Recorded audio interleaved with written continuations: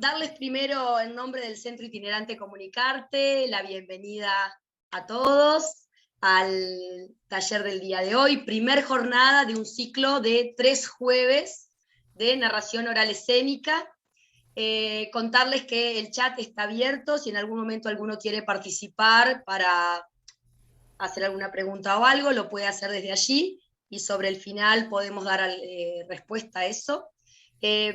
Pedirles silenciarse para poder estar atentos y darle ya la palabra entonces a la primer expositora, Verónica Dentone. Bueno, muchas gracias, Majo, bienvenidos a todos. Algunos de ustedes ya nos han acompañado en las otras jornadas sobre oralidad, pero como también tenemos algunos integrantes nuevos en esta jornada, vamos a resituar algunos conceptos que es importante. Sin duda, formarse como narrador oral y dentro de la escuela del Centro Comunicarte va a ser una oportunidad y posibilidad para trabajar la importancia de la comunicación y el vínculo afectivo, ya sea desde el rol docente como también desde cualquier otro de los lugares donde uno se comunica y interactúa con otros. O sea, que vamos a estar trabajando ese potencial comunicacional que tenemos como seres humanos. No olvidar que desde ese lugar nosotros vamos a estar trabajando desde la oralidad, no desde la escritura. Y esta oralidad, que es esa comunicación humana que genera una imagen comunicativa en el aquí y en el ahora, está sustentada en 3 soportes, en 3 pilares fundamentales, que es lo verbal, lo vocal y lo no verbal. 3 pilares que en la próxima jornada vamos a profundizar. Pero lo que hoy queremos, antes de dar inicio a lo que es la narración oral, poder generar 3 diferencias entre leer, contar y narrar. Nosotros muchas veces esas 3 acciones las utilizamos como sinónimos y decimos muchas veces vamos a contar un cuento y estamos tomando un libro, o decimos vamos a narrar y tomamos un libro para leer. Por eso es que es muy importante y cada uno de ellos tiene su valor, tiene su propósito y tiene su intención, desde la didáctica como desde el efecto vincular que puede generar en el otro.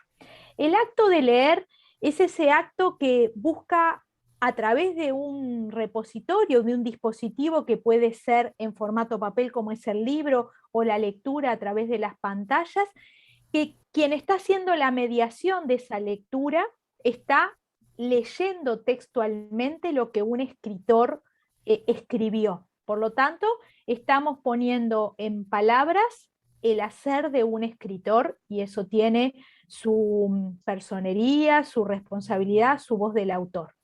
Nosotros como lectores, en el acto de leer, que además estamos desarrollando 2 macrohabilidades, porque estamos desarrollando la macrohabilidad de leer, pero también esa macrohabilidad de la escucha en el otro, es un acto intersubjetivo, que tiene que haber una comprensión, pero también tiene que haber un compromiso de quien está desarrollando esa lectura. No se lee de cualquier manera, sino que tiene que estar bien trabajada la pausa, las intenciones, los volúmenes de la voz, los matices. Cuando nosotros estamos haciendo una lectura, oralizando una lectura, vamos a tener que también hacer algunos cambios de voz y algunas pausas para que el otro pueda comprender los diálogos, por ejemplo. Pero también cuando estamos leyendo vamos a tomar algunas decisiones. Pues si yo tengo el objeto libro enfrente y estoy desarrollando una lectura, voy a tener que tener esa decisión de saber si voy a ir leyendo y mostrando las imágenes de cada página o puedo hacer alguna lectura de corrido y luego decidir en algún momento pausar y mostrar las imágenes. Cada una de estas acciones o puedo leerlo hasta el final y luego sí hacer una renarración con quien está escuchando esa lectura y mostrando las imágenes.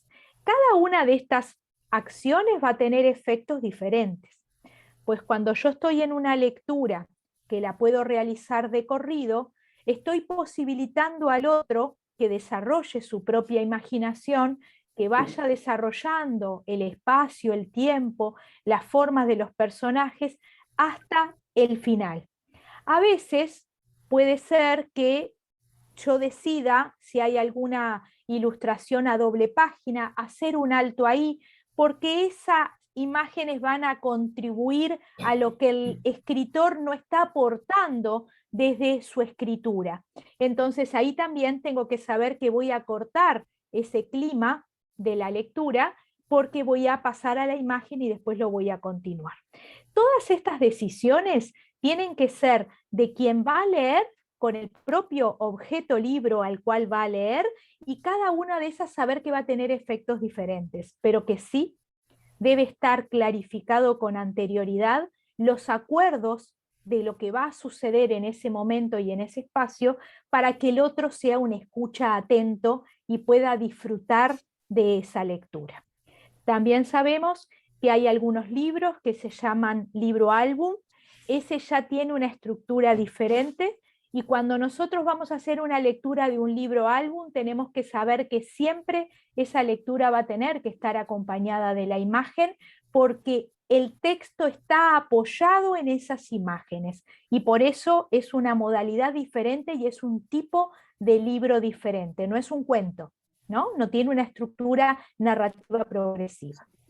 Cuando yo voy a contar a otro un suceso, una anécdota o un cuento, yo le voy a estar transmitiendo algunos aspectos sustanciales de ese desarrollo, de ese hilo conductor que tiene la narración en su progresión de tiempo y espacio, pero sin detalles precisos. Le estoy contando en la generalidad para que el otro pueda tener una idea de qué se trata ese texto, ese cuento al que yo le quiero contar.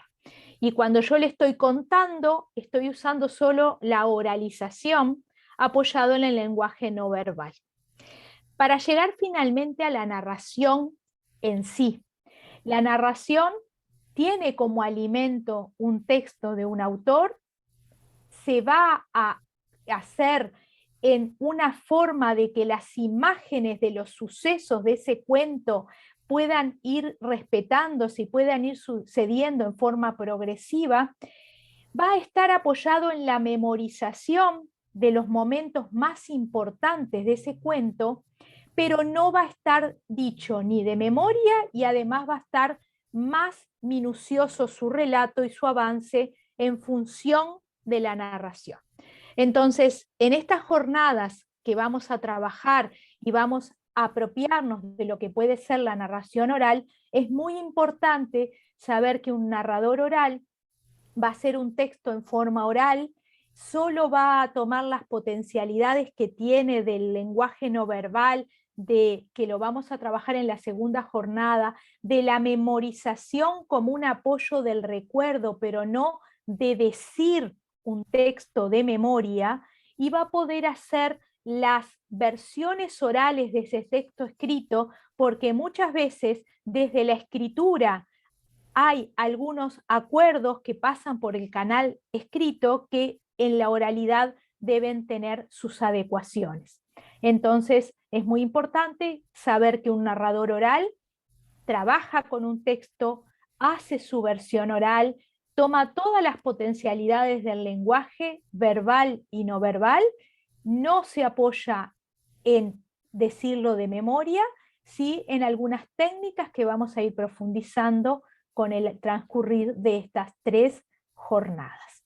Y por aquí, si les parece, le voy dando el pase a Beatriz para que pueda seguir profundizando en lo que es la narración oral. Muy bien, gracias, Verónica.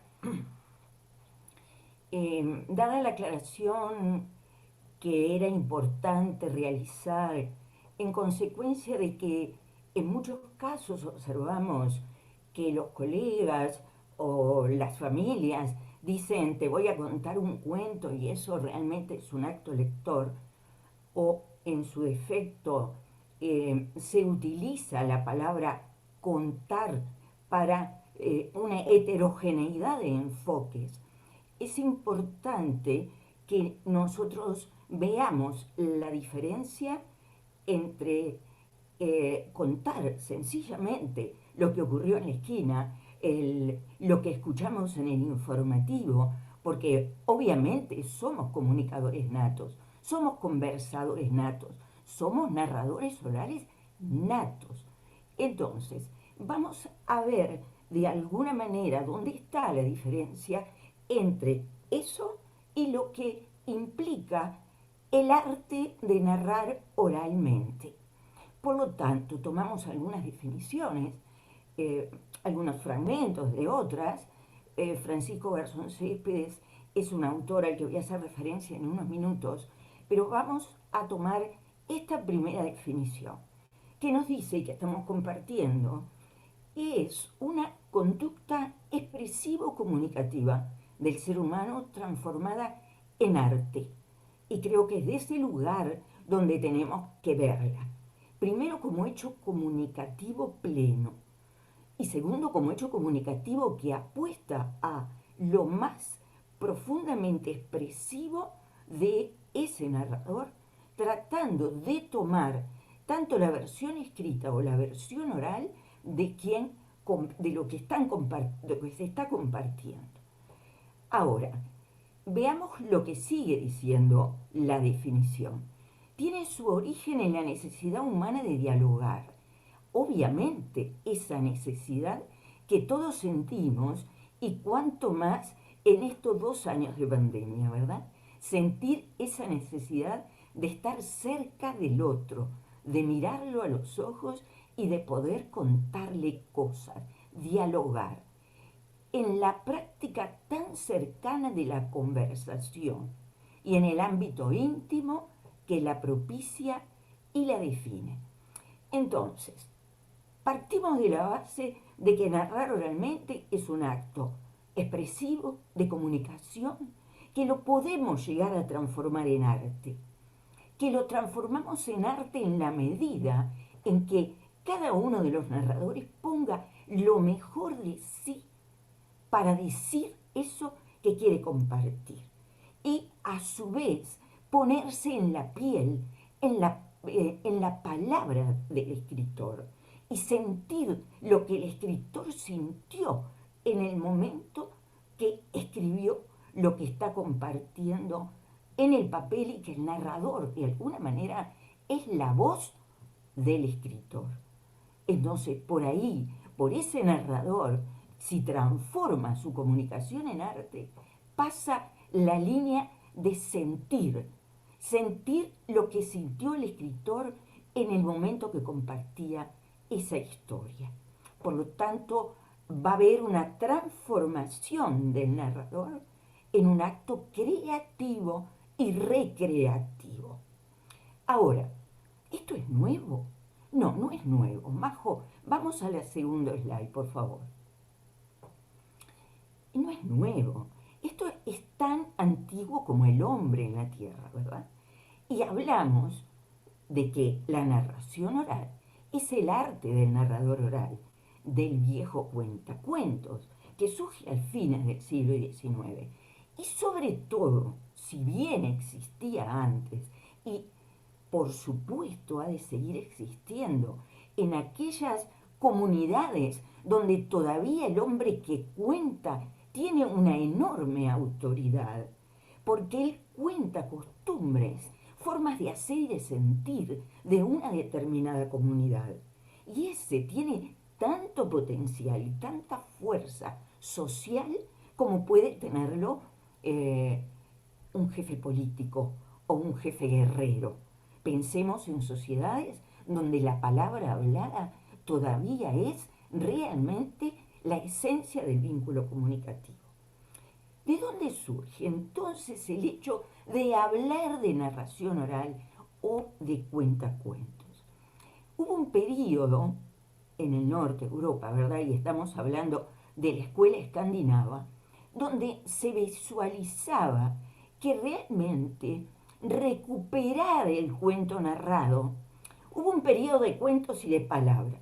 Luego aparece la escritura, aparece la lectura de esos libros que no existían. pero no era para todos. La lectura y el libro era un objeto de lujo. Por lo tanto, no llegaba a las comunidades más humildes. Entonces se entendió que había que volver a rescatar la oralidad, el cuento narrado, para que los niños tuvieran deseos de leer. Por esa razón, entonces, y a través de esa escuela escandinava que de alguna manera se distribuye en el mundo, es que bibliotecarios, maestros y demás retoman, reconquistan la narración oral con el propósito de instaurar la hora del cuento. Hora del cuento que nosotros hemos tenido en las aulas y que seguramente siguen estando.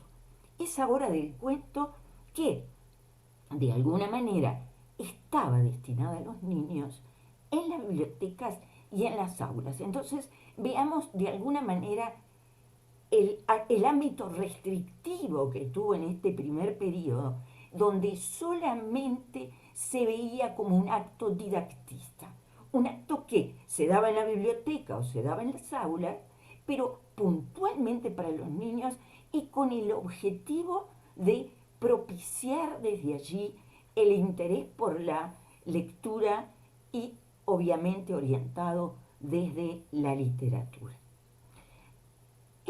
Ese movimiento se extendió no solamente en toda Europa, sino también en América Latina. Y a nosotros nos llegó a través de la escuela de Dora Pastoriza de Echevarne, con un movimiento muy fuerte que ella de alguna manera propició en Argentina y que llegó a Uruguay y que fue nuestra primera maestra. Dora Pastoriza de Echevarne llegaba a Montevideo a dar sus charlas. Nosotros íbamos a Buenos Aires a escucharla y desde ese lugar fue nuestro primer encuentro con esta búsqueda de jerarquizar la oralidad. En consecuencia, en este momento, el narrador oral contaba sentado, ¿sí?, solamente con su voz y con sus manos, expresando lo que de alguna manera había leído y estaba tratando de compartir con sus alumnos o con el público que pudiera estar, el público infantil que pudiera compartir la biblioteca. O sea, hasta aquí también llegó este movimiento que incluso en muchísimos lugares se sigue trabajando sobre este esquema. El narrador sentado, contando, ¿verdad?, desde aquel lugar donde hasta hacíamos el exquisito placer de tener que elegir qué tipo de silla teníamos que utilizar, porque no cualquier silla podía servirle al narrador, que no tuviera codos, que fuera firme, etcétera, ¿verdad? Pero la silla era el gran elemento para sostener, contener al narrador oral. Pero pasó el tiempo y sobre esta estructura surge un nuevo movimiento. Por favor, Majo, vamos al siguiente slide. Entonces, ¿qué ocurre? Sobre esta estructura, en un determinado momento, y proveniendo, como dice aquí el autor, Francisco Garzón Císpes, al cual les dije ahora voy a hablar de él, y por eso tomamos las tres definiciones de este autor, nuestro maestro, el maestro de nuestra escuela de narración oral escénica, que ahora vamos a aclarar dónde puede estar la diferencia. Él dice que es el arte del narrador oral escénico que proviene de la escuela escandinava, pero la trasciende, dice Francisco, y reconociéndola como antecedente directo, se transforma en Cuba en la década de los 70, desde un movimiento que en Cuba se llamó la Peña de los Juglares. En ese momento, Francisco la define como un arte escénico y comunicador, por supuesto. El hecho de comunicador se mantiene siempre, pero él le agrega el hecho escénico. valorando al máximo cada posibilidad escénica. ¿Dónde está aquí la diferencia entre el narrador oral escénico y la narración oral que veníamos viendo de la escuela escandinava? Que aquí el narrador no está sentado. ¿Por qué? Porque hace uso de todo su cuerpo para contar. Porque en realidad somos un cuerpo vibrátil, somos un cuerpo completo y desde ese cuerpo completo nosotros contamos. Por lo tanto, no solamente es la diferencia de estar de pie, sino además de entender que la narración oral puede ser para todos los públicos, que no tiene por qué estar restringido al niño, que aquí el adolescente y que el adulto también tiene el placer de escuchar y que merece ser tenido en cuenta.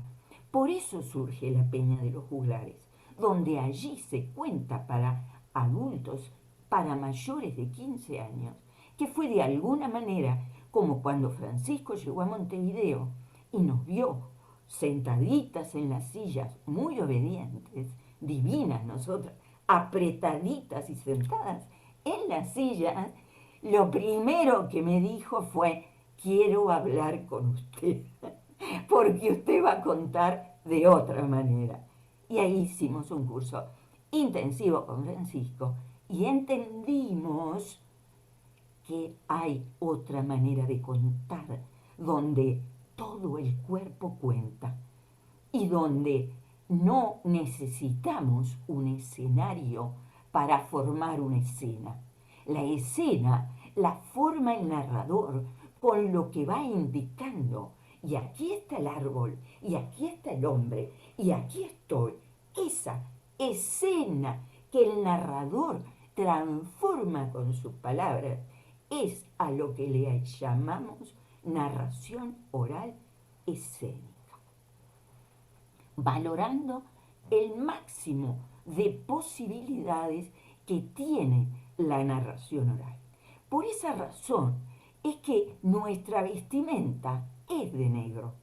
Nos vestimos de negro, quienes nos conocen lo saben, no solamente es que nos vestimos de negro, sino además evitamos todo tipo de collares, mantas, elementos que sean distractores del hecho comunicativo. ¿Por qué? Y por qué ahí sí nos estamos diferenciando muchísimo de otras escuelas donde se disfrazan, donde se suben arriba de las mesas, donde hay elementos que entran y que salen. Nosotros, en la oralidad escénica, no entra ningún elemento más allá de la firme y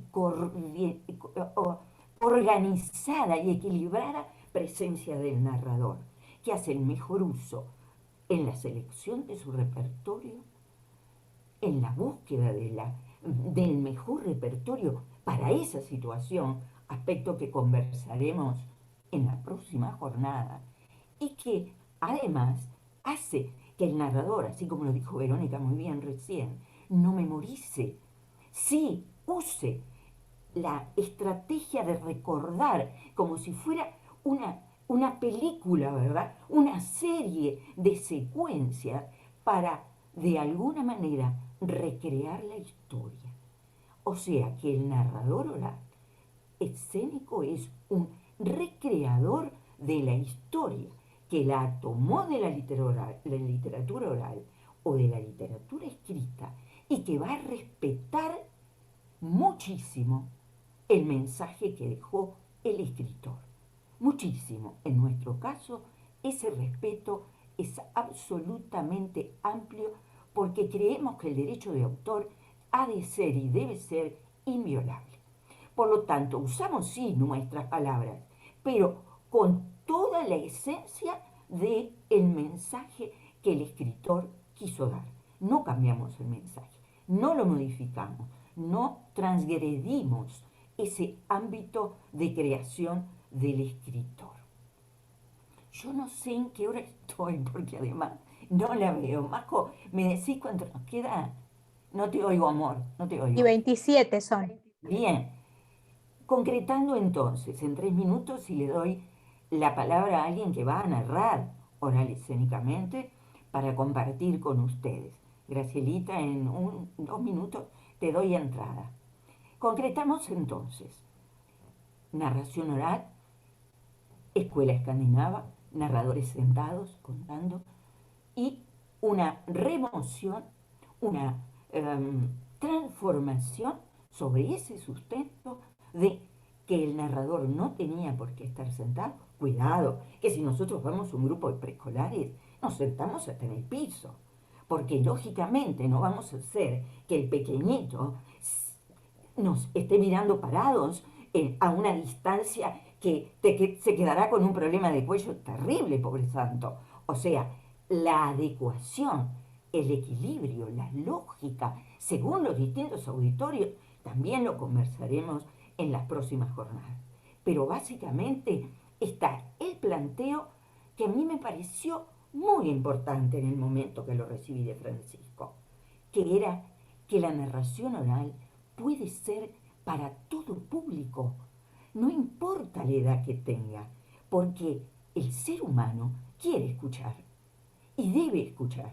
Y nosotros, si tenemos el placer de contar y queremos transformar esto en arte, y lo sentimos después, en toda esta cantidad de años, cuando hemos tenido encuentros con padres, talleres con colegas, que se han emocionado escuchando narraciones orales, reconfirmamos el concepto de Francisco, de que no podemos restringir la narración oral solamente al ámbito de los niños, más allá de que sí lo hacemos y de que sí tratamos de formar a los niños para que puedan contar, pero no restringirlo a que el adulto no disfrute del placer de escuchar.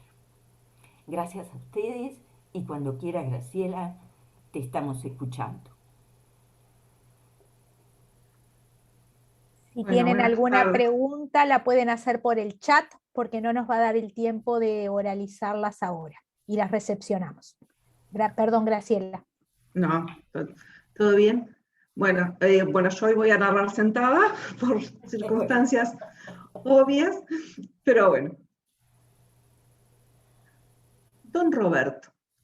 Don Roberto era un hombre de cabello rizado, tez muy blanca, sus ojos hablaban de rutinas, sus pasos de no querer llegar.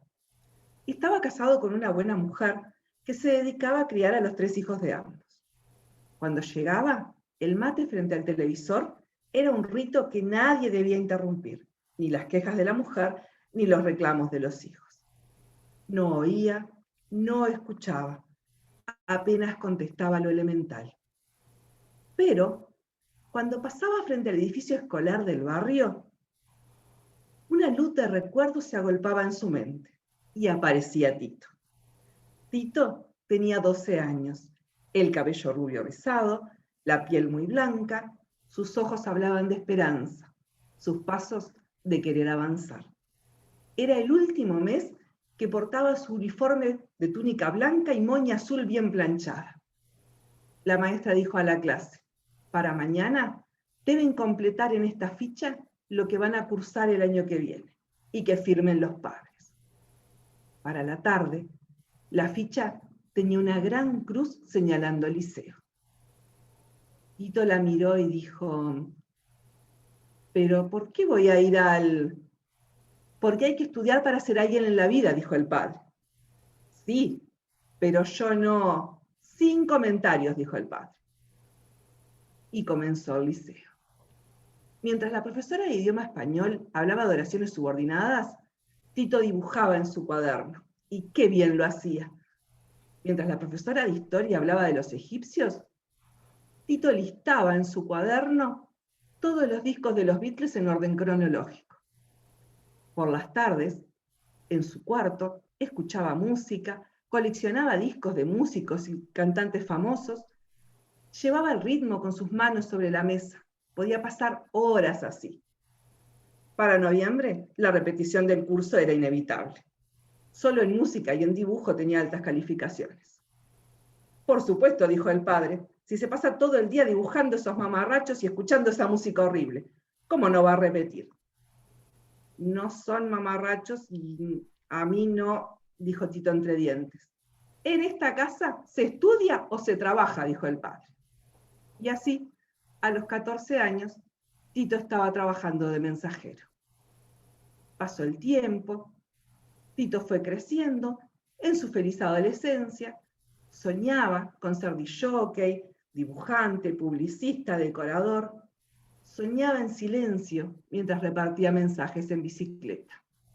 Un día se enamoró, pasaron 2 años, la cosa iba en serio. Pintaba casamiento y su padre le dijo, tenemos que conseguirte otro trabajo. Mantener una casa no es cosa fácil. Y un día le dieron un portafolio lleno de recibos, lo puso bajo el brazo, le entregaron su ruta y salía todos los días a caminar kilómetros, golpeando puertas, cobrando algo que no quería saber muy bien qué era. Ese día murió Tito y nació don Roberto, un hombre niño que no escuchaba, porque cuando era un niño hombre, nadie lo escuchó.